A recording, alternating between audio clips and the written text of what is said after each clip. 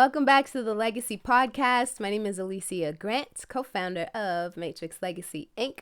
We are back for episode number 30. To me, that blows my mind that we're already 30 episodes in, and 30 episodes ago, I was absolutely terrified to start this podcast, but the overwhelming support that I've received, the DMs, the comments, the likes, all of that stuff just shows me that this is definitely not all for nothing. And before I even go anywhere, I just, again, want to thank you all for being here with me. If there's any value, any takeaways that you're getting, let me know. That is what makes my entire day. So thank you for being here with me. For those of you who are brand new, this is the show where we create a blueprint for success. We look for ways to create generational wealth, and we break those chains of a poverty mindset.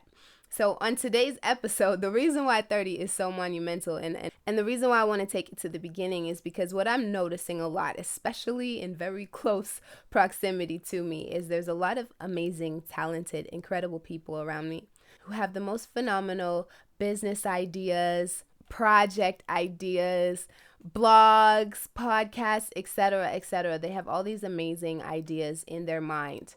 And they've done the research, they've done the work, and it's literally ready to go. But for some reason, clicking that start button, that release button, that record button, that's where the hesitation is coming. And I actually had somebody ask me the other day, literally this week, is how do I just pull the trigger? Like, how do I just get this out? I don't understand what the problem is. Do I need to hire somebody?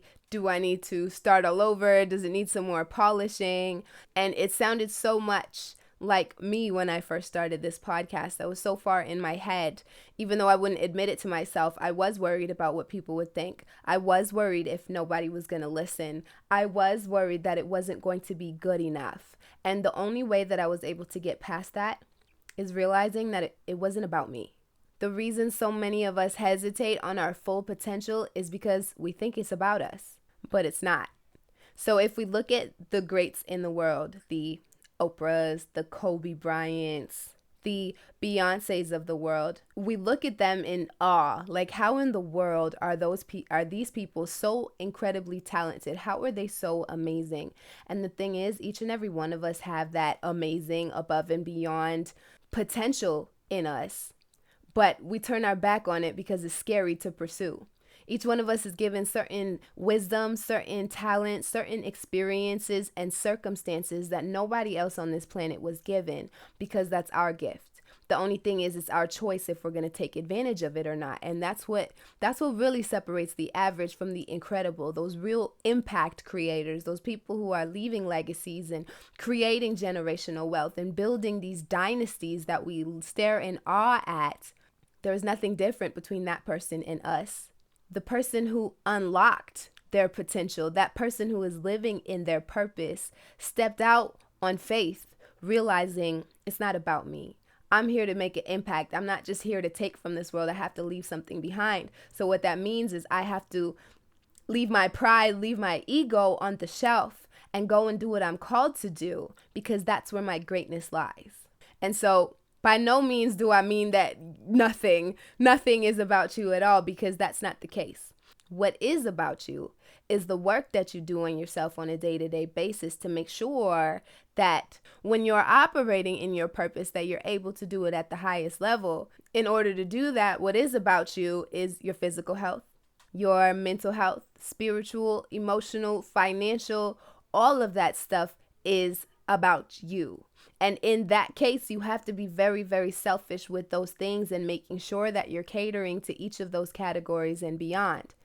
Because if you are not catering to each of those categories, your health, your personal development, your finances, etc., your relationships, then what happens is you become broke in those areas.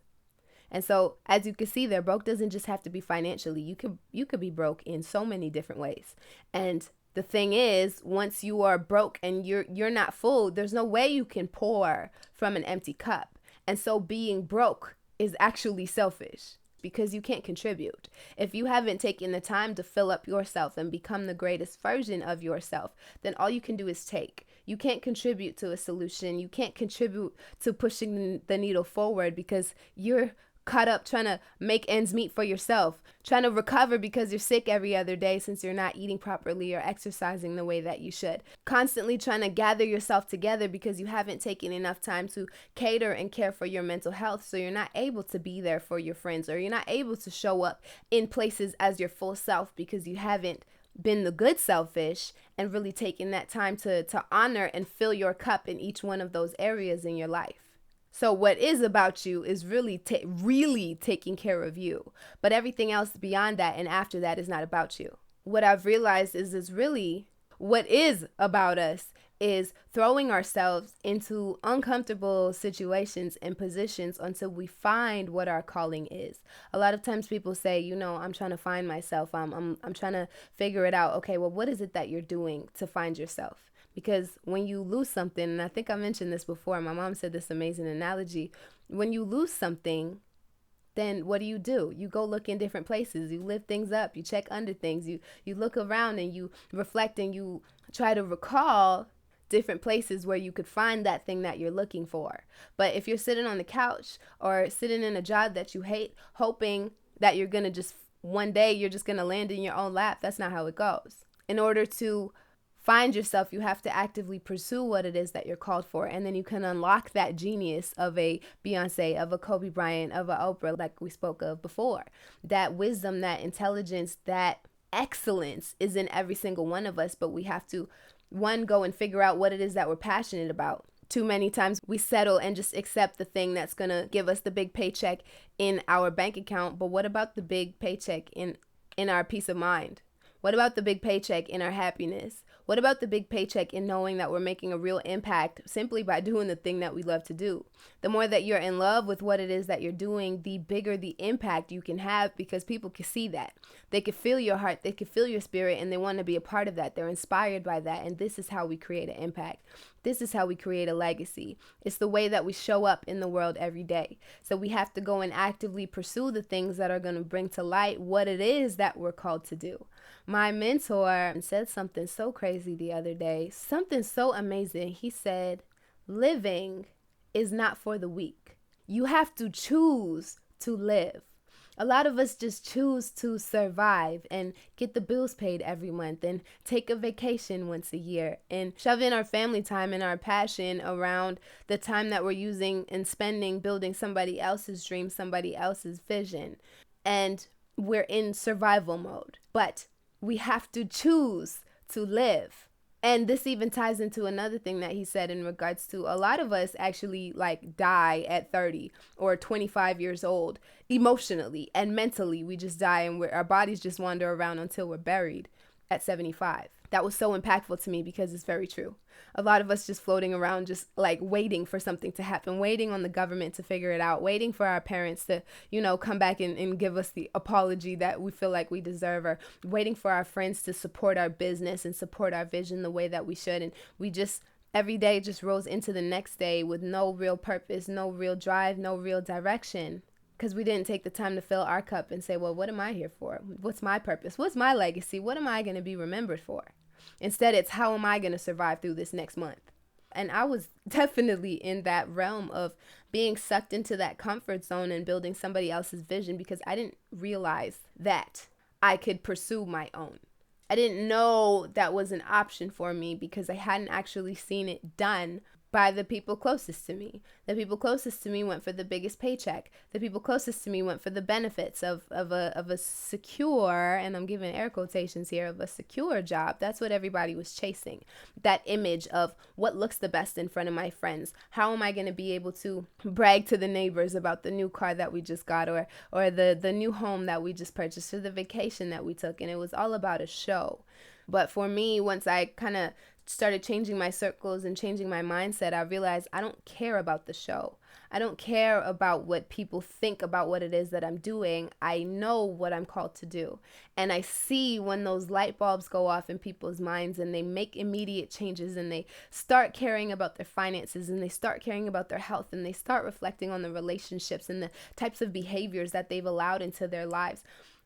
When I'm able to speak on my own experience, my own research, my own wisdom that's been given to me. It's not even my own, it's been gifted. I've been blessed to have this knowledge to share, and I know that that's my calling. So what is about me is to make sure that I'm able to stay sharp and I'm able to stay up to date, and I'm constantly looking for ways to grow and make sure that I am protected and secure all around. But this podcast, for example, is not about me. What was about me was going through the things and taking the steps to make sure that mentally I would be okay to take whatever judgment came with releasing a podcast, or take whatever negative feedback or whatever it looks like. That was about me, to strengthen myself to make sure I could do that. But this podcast in itself was not about me. It was really about who could I impact, who could I speak to, who needs to hear the message that I've been blessed to understand, that I've been blessed to be able to implement and grow. And because it's not about me, I'm able to get up here every single week, sometimes not even knowing what it is that I'm going to talk about, and just have the faith and understanding that I was put here with a purpose. Of course, it goes well beyond this podcast, but I know that this is a big piece of it and a big part of it, because it needed to be accessible so I can meet people right where they're at. And so if you're holding a project, a business, an idea, something in your heart, it was placed there. And you just have to choose to act on it. And you have to have the faith to know that whatever resources you need, whatever people, whatever financial support, whatever it is, that's going to come to you, because you've chosen yourself and you've chosen to work in your purpose and express the gifts that were given to you. So you got to take yourself out of the equation and realize all of the things that you've been blessed to grow through, and understand that nobody else has seen your perspective the way that you've seen it. These gifts, these ideas were not given to you to hold on to. It was given to you so you could give it away. So that's really the building block of the day. It's not about you, but it's about what your contribution is going to be. What are you holding on to and not releasing? Think about who needs to see it, who needs to hear it, who needs to be a part of the vision that only you've been blessed with. But that person who needs to hear or see or be a part of it, they can't get to that next step because you think it's about you. And so if you're holding on to something, that's really just a point of reflection. Think about who needs to have access to the thing that you're holding on to. And that will make it a whole lot easier to press play on that podcast, to start that business, to take that trip, to mend that relationship, whatever it looks like. Just realizing that it's not about you will make it easier to break through that wall. So that is all I've got for the day, guys. If this did help you, go ahead, like, comment, subscribe, leave a review. All of that helps more people receive the same message. Or you could even take it one step farther and send this to a friend who you know needs to hear it, who's been holding on to their talents and their greatness so tightly, and you just want to help them release it. I do believe this podcast will be a step in the right direction. If you did want to stay up to date with all of our Matrix Legacy content, you can download the Matrix Legacy app. I will be here next week with another building block for success. Until next time, let's build a legacy.